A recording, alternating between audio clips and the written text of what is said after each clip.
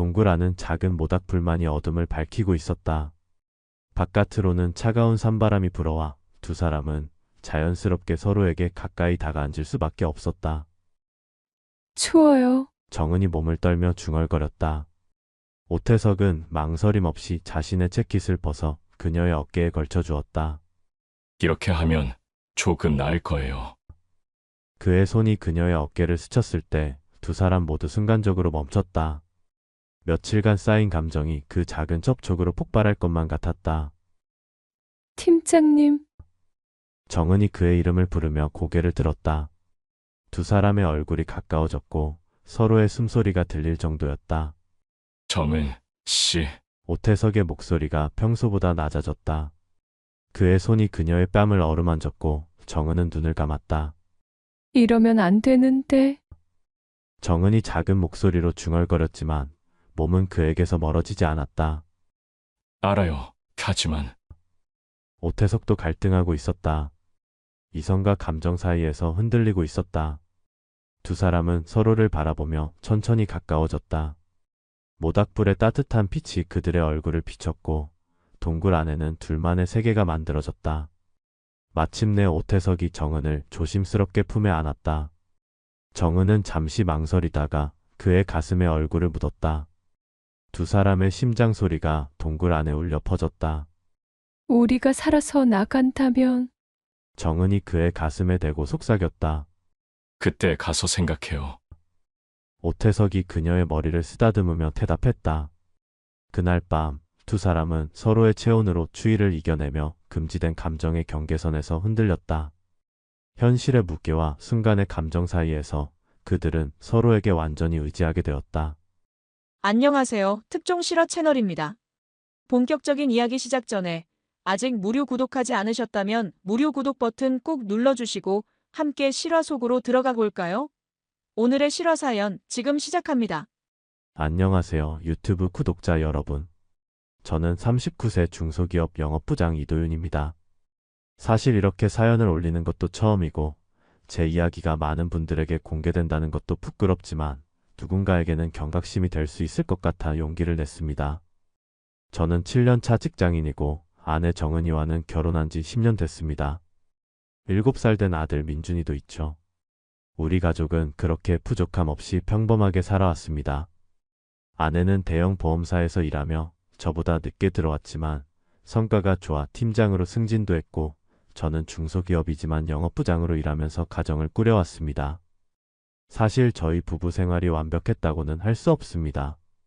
서로 바쁘다 보니 데이트도 거의 없었고 퇴근 후엔 아이 돌보기에 정신이 없었죠. 그래도 행복했습니다. 특별한 불만 없이 잘 지내고 있었으니까요. 그런데 모든 게 바뀐 건 작년 가을 아내 회사의 워크숍 때문이었습니다. 그날도 평소와 다름없이 출근 준비를 하는 아내를 배웅했습니다. 조심히 다녀와. 산에서 다치지 마. 라고 말했던 기억이 나네요. 아내는 걱정 마. 등산 많이 해봤잖아. 라며 웃으면서 집을 나섰습니다. 그게 제가 본 평범한 일상 속 아내의 마지막 모습이었습니다. 그날 저녁 갑자기 아내 회사에서 전화가 왔습니다. 등산 중에 일행과 떨어져서 조난당했다는 겁니다. 순간 심장이 멎는 것 같았습니다. 바로 차를 몰고 현장으로 달려갔죠. 어둑해진 산 아래에는 구조대와 경찰들이 모여 있었고 아내의 동료들은 겁에 질린 표정으로 서 있었습니다. 어떻게 된 일이에요? 제가 다급하게 물었을 때 한 동료 직원이 정은 씨가 잠깐 화장실 간다며 떨어졌는데 갑자기 안 보이더라고요. 휴대폰도 안 받고 라고 말했습니다. 손이 떨려서 담배를 제대로 꺼내지도 못하는 저를 보며 아내의 회사 사람들이 안쓰러운 눈빛을 보냈습니다. 그날부터 지옥 같은 3일이 시작됐습니다. 경찰과 구조대는 산을 샅샅이 뒤졌지만 아내는 보이지 않았습니다. 매일 밤 잠도 못 자고 산 근처 숙소에서 기다렸죠. 민준이는 어머니께 맡기고 일도 손에 잡히지 않았습니다. 회사에선 휴가를 냈고 매일 산으로 가서 아내의 이름을 외쳤습니다. 벼랑에 떨어졌을까? 야생동물에게 공격받았을까?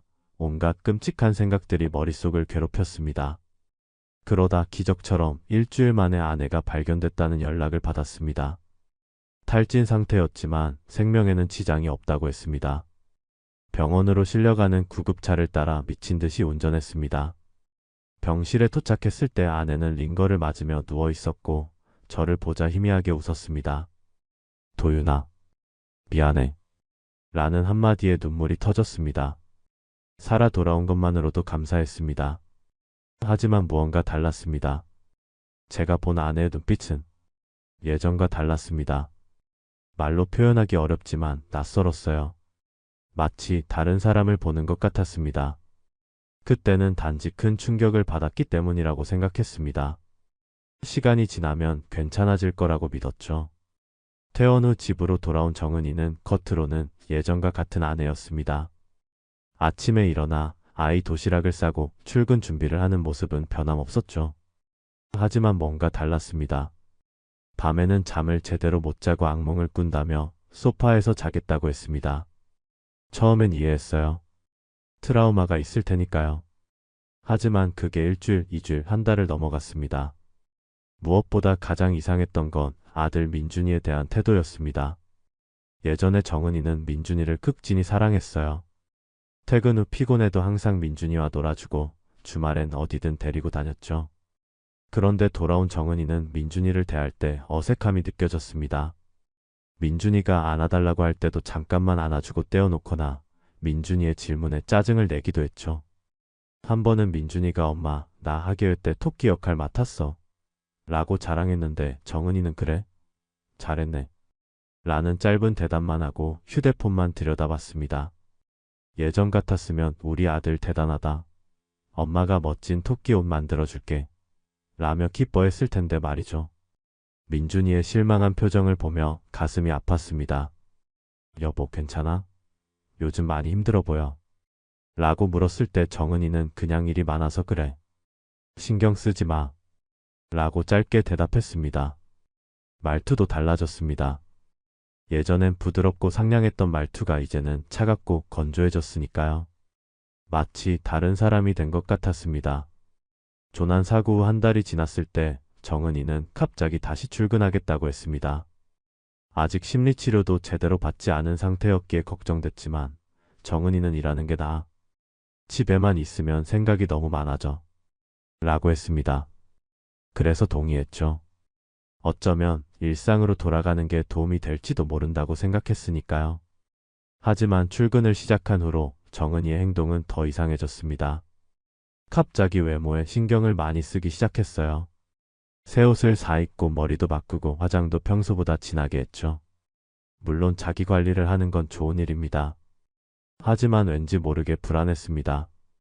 특히 저에게는 무관심해진 것 같았거든요. 예전엔 퇴근 시간이 되면 오늘 뭐 먹을까? 라는 메시지가 오곤 했는데 이제는 먼저 연락도 안 하고 종종 오늘은 회식이야. 라거나 동료랑 저녁 약속 있어. 라는 메시지만 보냈습니다. 주말에도 모임 있어라거나 심리 상담 받으러 가야 해라는 이유로 집을 비웠죠. 처음엔 그저 일상으로 돌아가려는 노력이라고 생각했습니다. 하지만 점점 더 이상한 일들이 눈에 띄기 시작했어요. 정은이는 항상 휴대폰을 손에서 놓지 않았고 제가 다가가면 화면을 바로 끄거나 뒤집어 놓았습니다. 밤에도 진동 모드로 바꿔놓고 자주 확인했죠. 한 번은 늦은 밤에 화장실에 가는 척하며 나가더니 베란다에서 작은 목소리로 통화하는 모습을 봤습니다. 여보, 혹시 무슨 일 있어? 나한테 말해줘.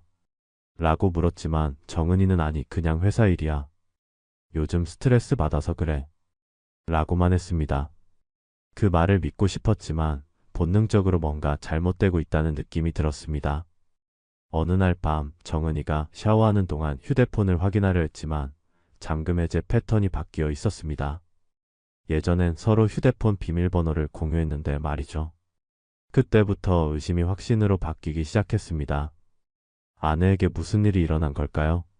왜 이렇게 변한 걸까요? 그 의문의 답을 찾는 순간 제 인생은 완전히 무너져 내렸습니다. 아내의 행동이 의심스러워지면서 저는 조금씩 변하기 시작했습니다.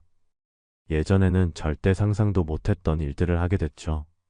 아내의 일정을 몰래 확인하고 그녀가 외출했다는 장소가 맞는지 전화로 확인하기도 했습니다. 여보, 심리 상담 어땠어? 라고 물으면 괜찮았어.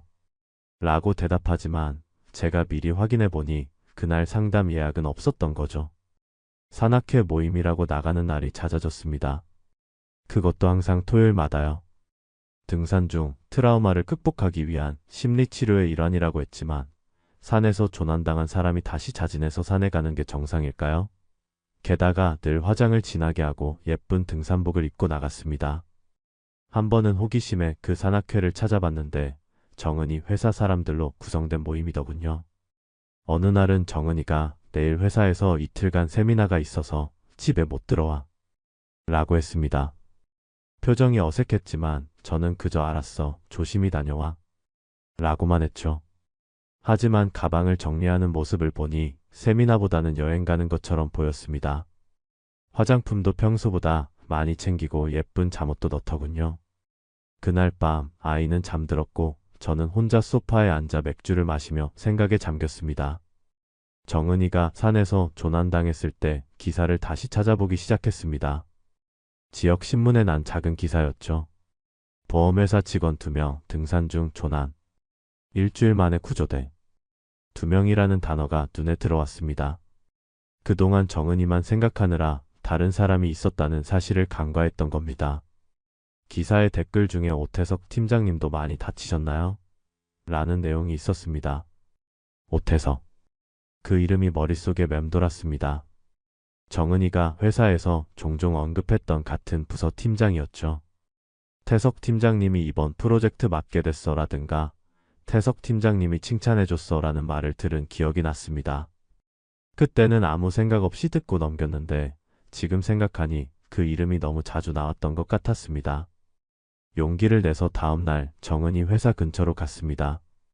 점심시간이 되자 직원들이 우르르 나왔고 그 중에 정은이의 모습도 보였습니다. 그리고 그녀 옆에는 한 남자가 있었죠. 키가 크고 슬림한 체형에 세련된 정장을 입은 남자였습니다.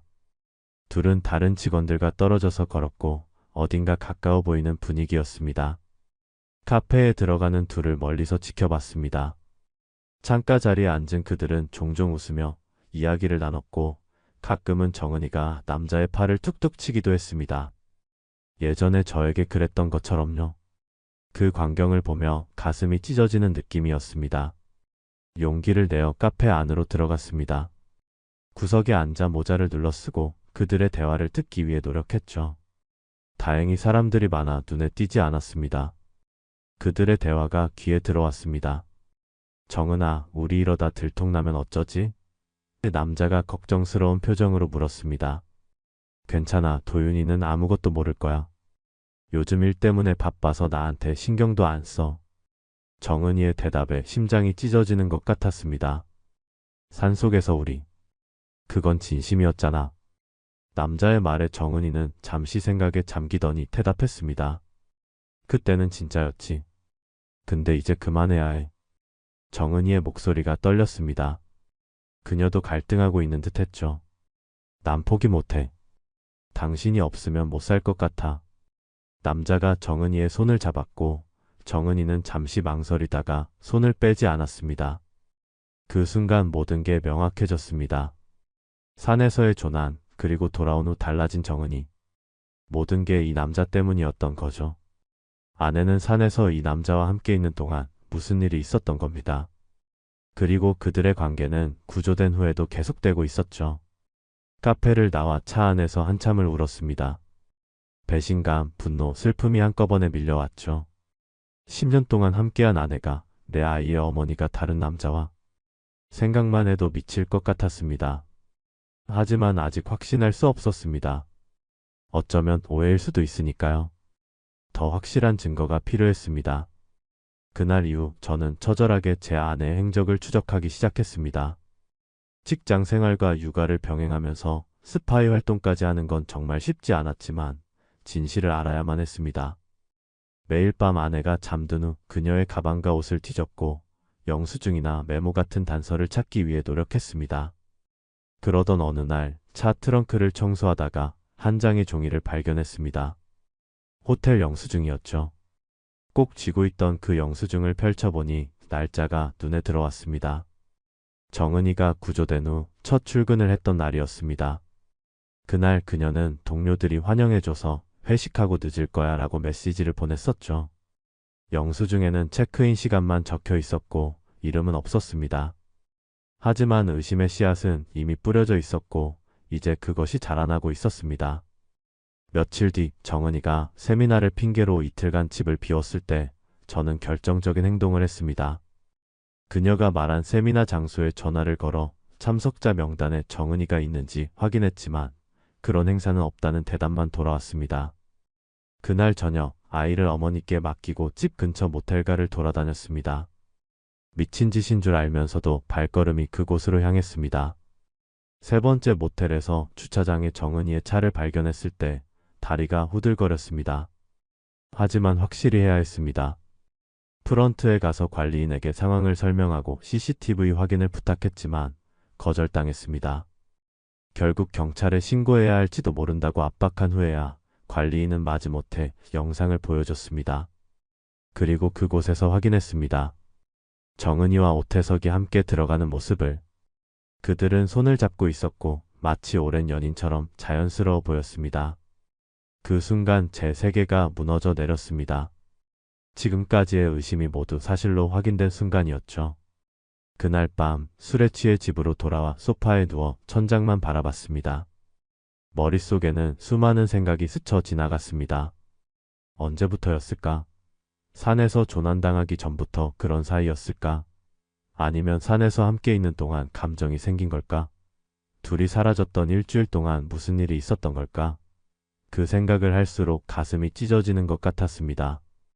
다음 날 휴가를 내고 법률사무소를 찾아갔습니다. 변호사에게 상황을 설명하자 그는 동정 어린 눈빛으로 저를 바라봤습니다. 증거를 더 모으세요. 메시지, 사진, 호텔 기록. 할 수 있는 한만이요. 라고 조언했습니다. 그리고 상간자에 대한 소송도 가능하다는 말에 가슴 한구석이 뜨거워졌습니다. 집으로 돌아와 정은이의 일정표를 확인했습니다. 이틀 후 그녀는 또 산악회 모임이 있다고 했죠. 이번엔 제가 먼저 움직이기로 했습니다. 휴대폰 위치 추적 앱을 설치하고 그녀의 가방에 작은 녹음기도 넣었습니다. 이런 짓을 하는 제 자신이 낯설게 느껴졌지만 진실을 확인하기 위해선 어쩔 수 없었습니다. 예상대로 정은이는 산이 아닌 도심의 한 아파트로 향했습니다. 그곳에서 무슨 일이 일어났는지는 굳이 상상하고 싶지 않았습니다. 녹음기에 담긴 내용은 제 가슴을 더욱 무겁게 했습니다. 대화 내용, 웃음소리, 그리고 차마 들을 수 없는 소리들. 모든 증거가 명확해졌습니다. 이제 선택의 시간이었습니다. 참고 덮어버릴 것인가 아니면 맞서 싸울 것인가.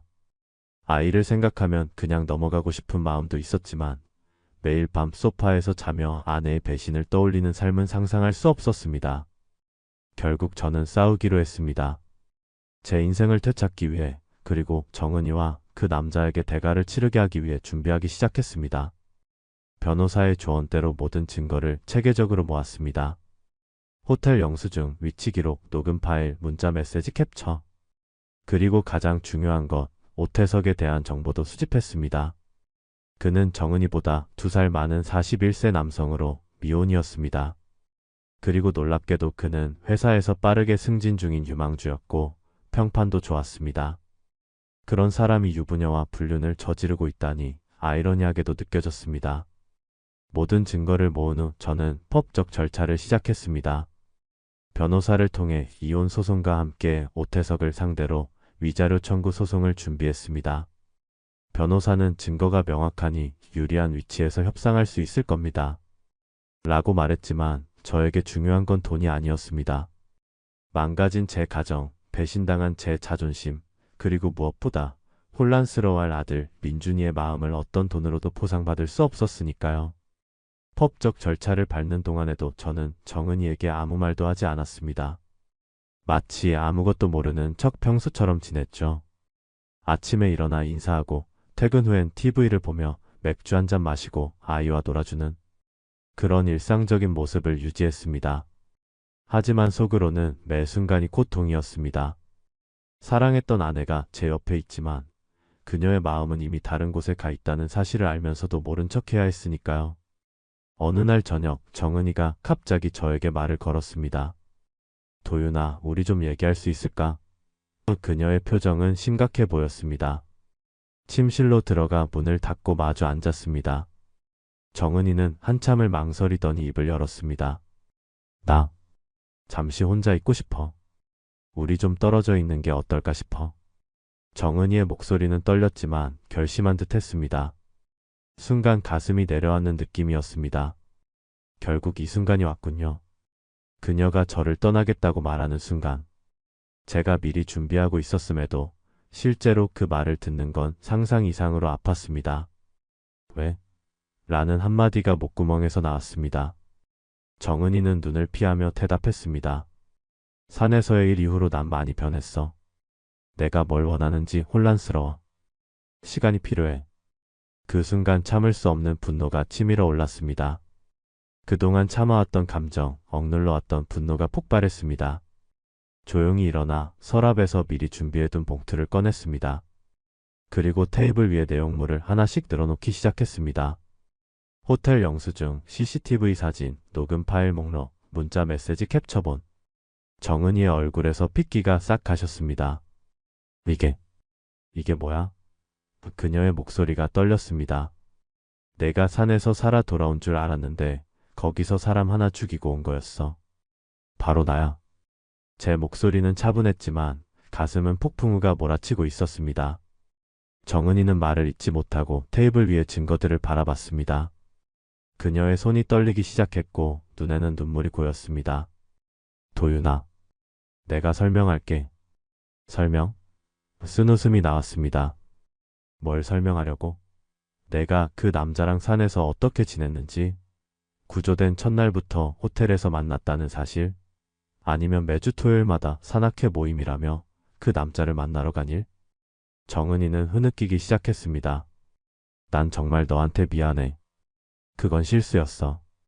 산에서 우리는 죽을 뻔했고 그 공포 속에서 서로에게 의지하다 보니 그래서 살아 돌아온 후에도 계속 만난 거야? 그것도 실수였어. 제 목소리가 높아졌습니다. 정은이는 고개를 숙인 채 계속 울기만 했습니다. 그 모습을 보니 갑자기 지쳐버렸습니다.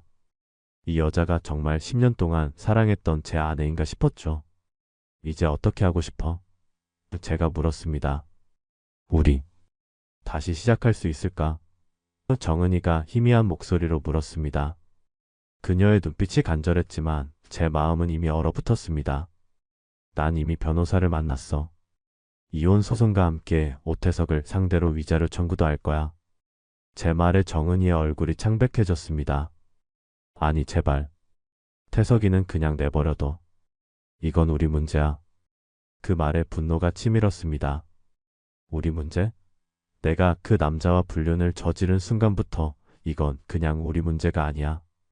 그 남자도 책임져야지.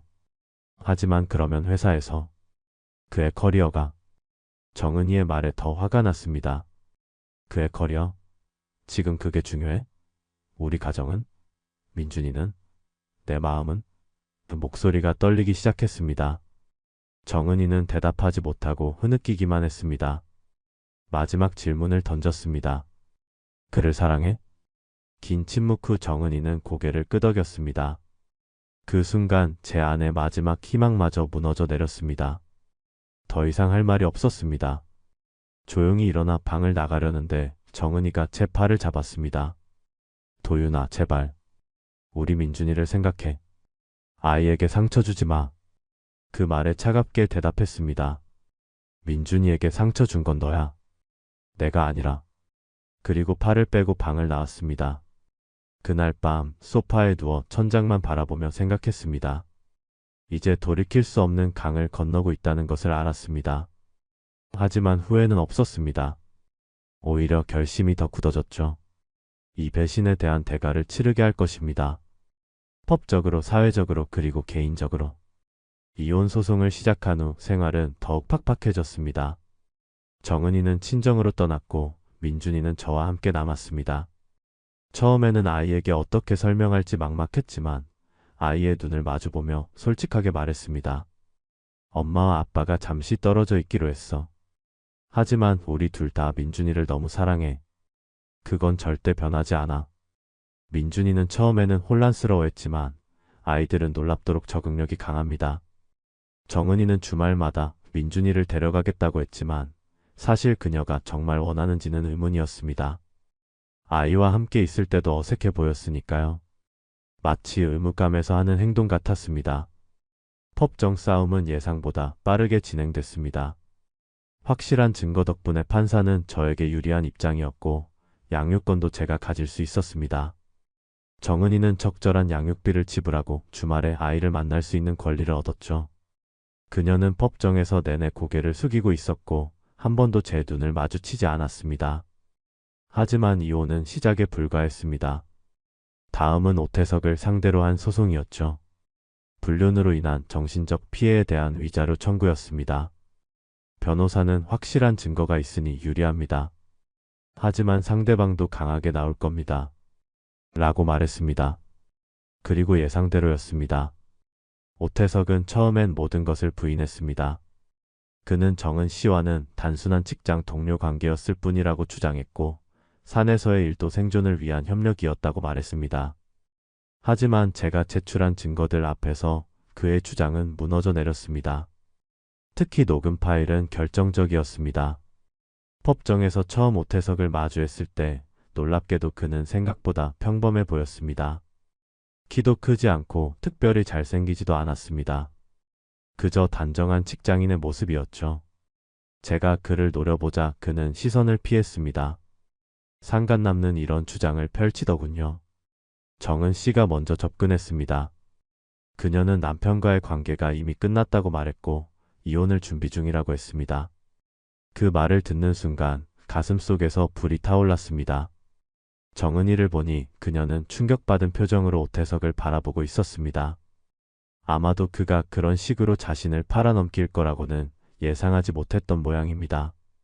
재판은 몇 주 동안 계속됐고 마침내 판결이 나왔습니다. 오태석에게 3천만 원의 위자료 지불 판결이 내려졌습니다. 금액 자체는 크지 않았지만 중요한 건 돈이 아니었습니다. 이 사건이 공식 기록으로 남았다는 사실, 그리고 그의 회사에도 알려졌다는 점이 중요했습니다. 판결 이후 오태석의 삶은 급격히 변했다고 들었습니다. 회사에서는 이미 소문이 퍼져 있었고 결국 그는 징계 해고를 당했습니다. 크게 성장하던 그의 커리어가 한순간에 무너져 내린 것이죠. 정은이 역시 회사에서 비슷한 상황을 겪었습니다. 동료들의 시선을 견디지 못하고 결국 권고사직을 받아들였다고 합니다. 모든 법적 절차가 끝난 후 저는 새 출발을 준비했습니다. 민준이와 함께 새 아파트로 이사했고 회사도 옮겼습니다. 모든 것을 새롭게 시작하고 싶었으니까요. 아이를 키우면서 일하는 건 쉽지 않았지만 부모님의 도움과 육아 도우미의 도움으로 어떻게든 해나갔습니다. 이혼 후 1년이 지난 어느 날 문득 정은이에 관한 소식을 듣게 됐습니다.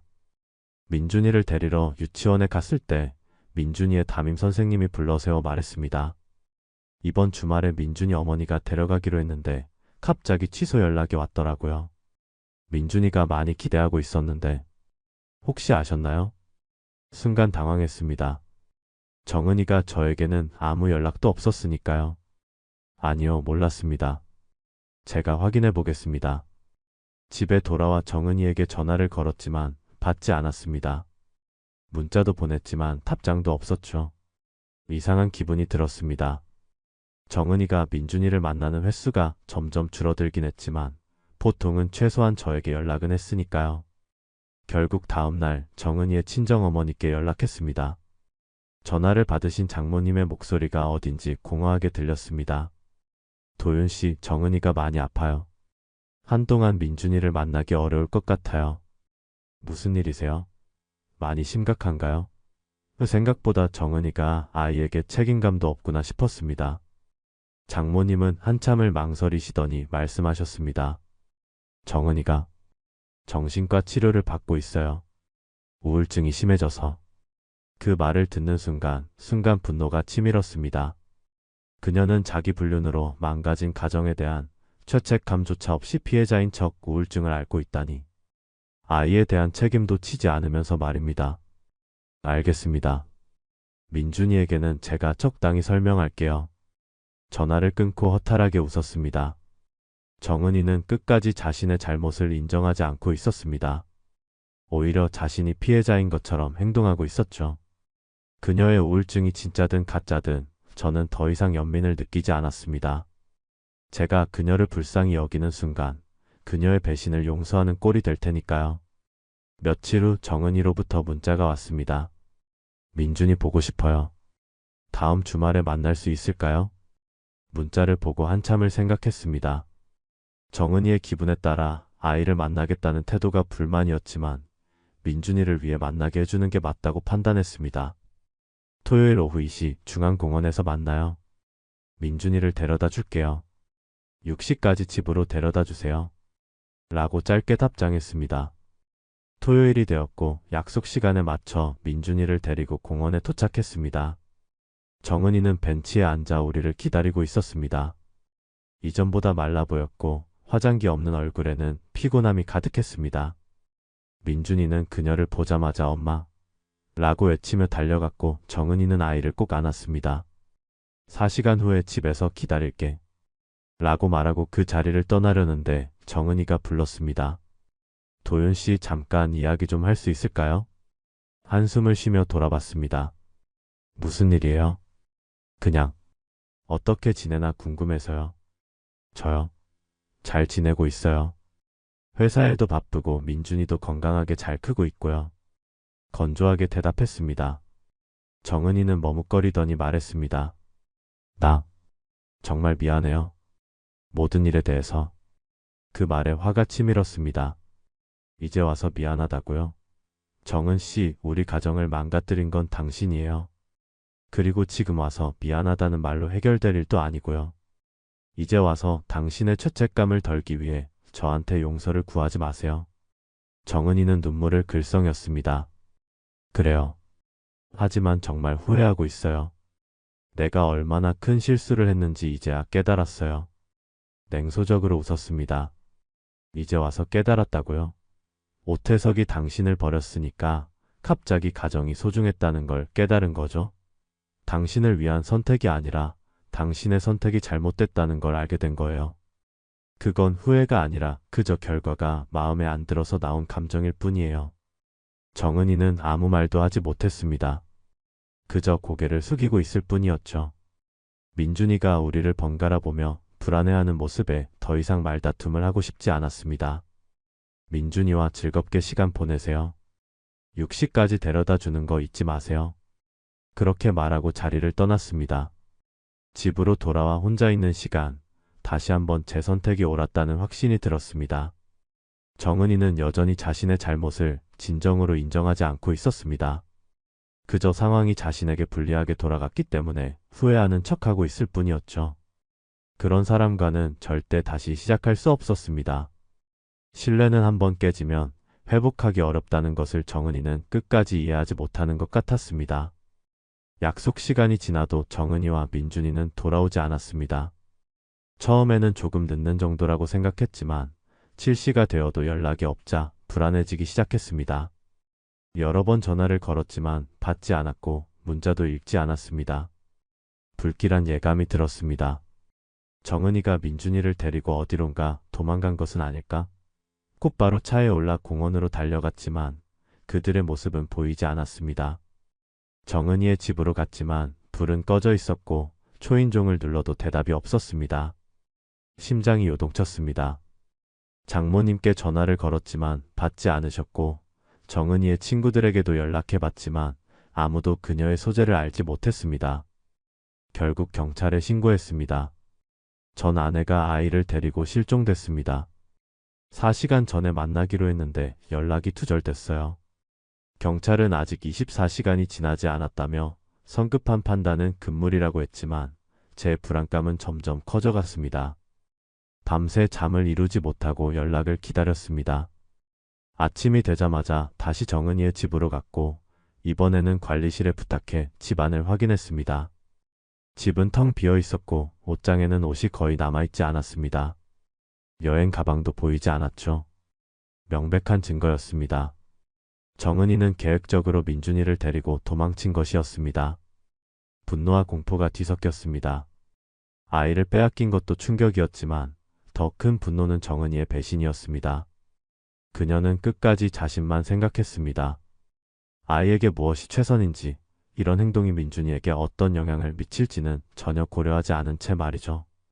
바로 경찰서로 달려가 상황을 설명했습니다. 이번에는 경찰도 심각하게 받아들였고 수사가 시작됐습니다. 양육권이 저에게 있었기 때문에 법적으로는 아동 유괴에 해당할 수 있다고 했습니다. 변호사를 만나 법적 대응 방안을 상담했고 그는 즉시 법원에 긴급 명령을 신청했습니다. 아이를 즉시 반환하라는 법원 명령이 내려질 거예요. 그리고 정은 씨의 면회권도 박탈될 가능성이 높습니다. 일주일이 지났지만 정은이의 행방은 묘연했습니다. 경찰은 그녀의 신용카드와 휴대폰 기록을 추적했지만 모두 사용이 중단된 상태였습니다. 하지만 입국 심사 기록을 확인한 결과 정은이와 민준이가 제주도로 향했다는 사실을 알아냈습니다. 즉시 제주도로 날아갔습니다. 경찰의 협조를 받아 호텔과 펜션을 수소문했고 마침내 작은 해변가 펜션에서 그들의 흔적을 찾았습니다.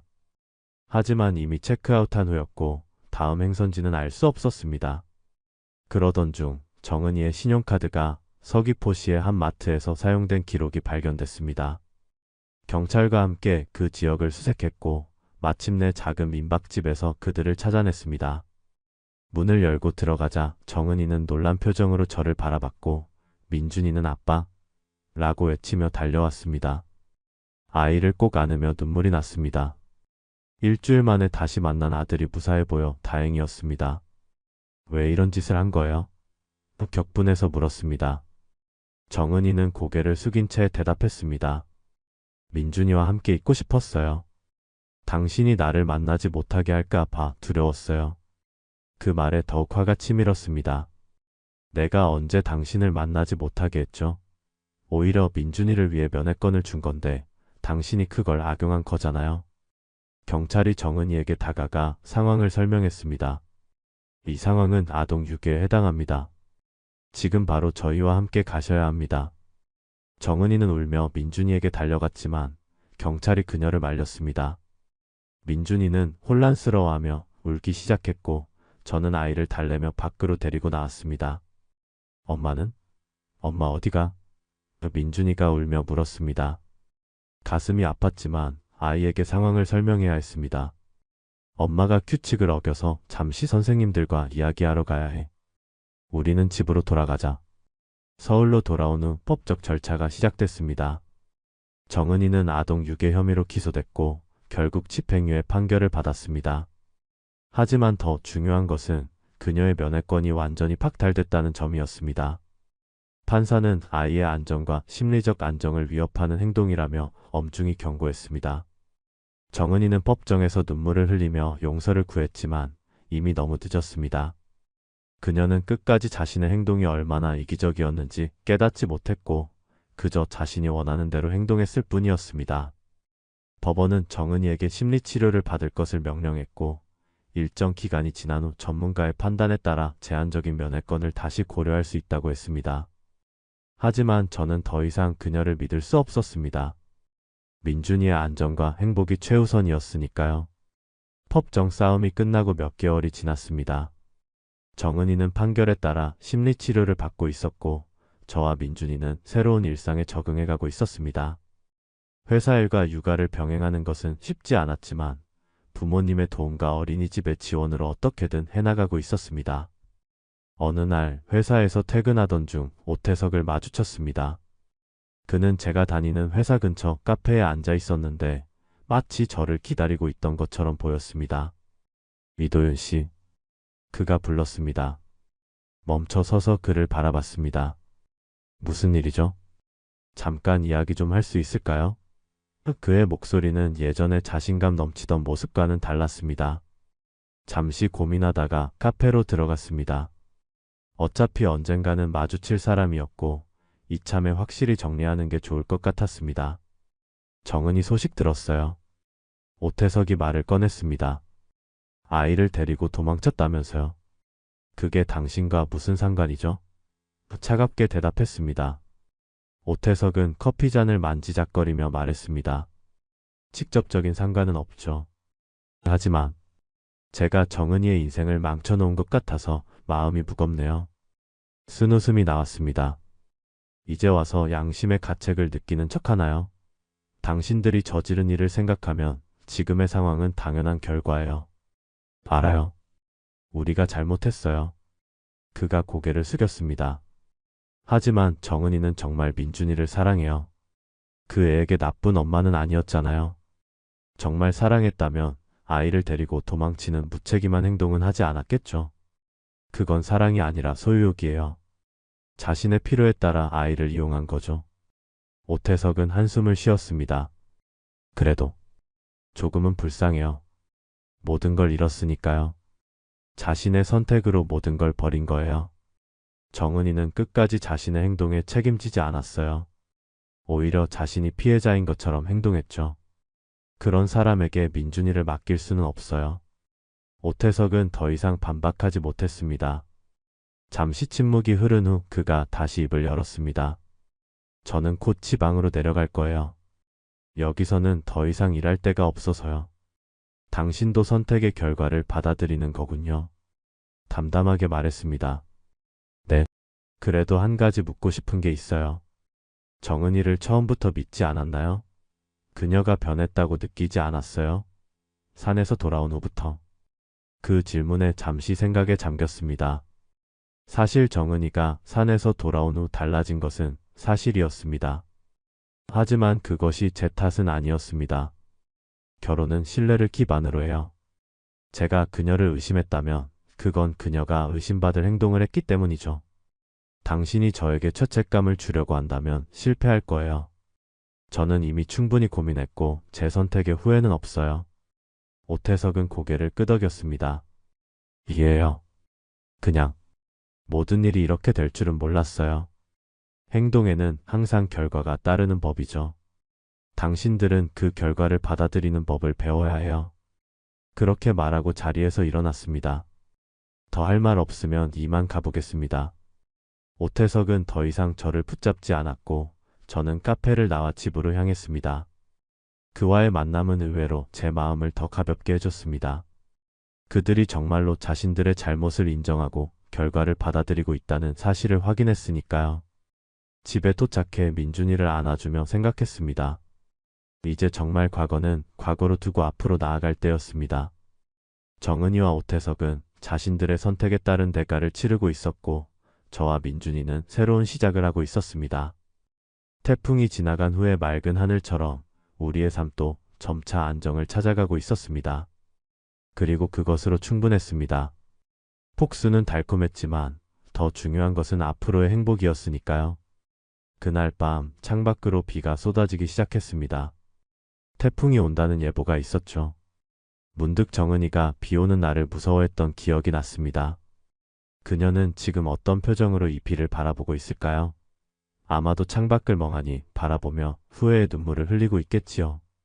하지만 이제 그녀의 감정은 더 이상 제 관심사가 아니었습니다. 그저 민준이가 정서적으로 안정되어 건강하게 자라주길 바랄 뿐이었습니다. 그리고 언젠가 민준이가 충분히 자라면 모든 진실을 알려줄 생각이었습니다. 아이에게 거짓말을 하고 싶지 않았으니까요. 그 여자가 산에서 배워온 건 사랑이 아니었다. 망각이었고 이기심이었고 파괴였다. 그리고 그 대가는 자신의 모든 것을 잃는 것이었다.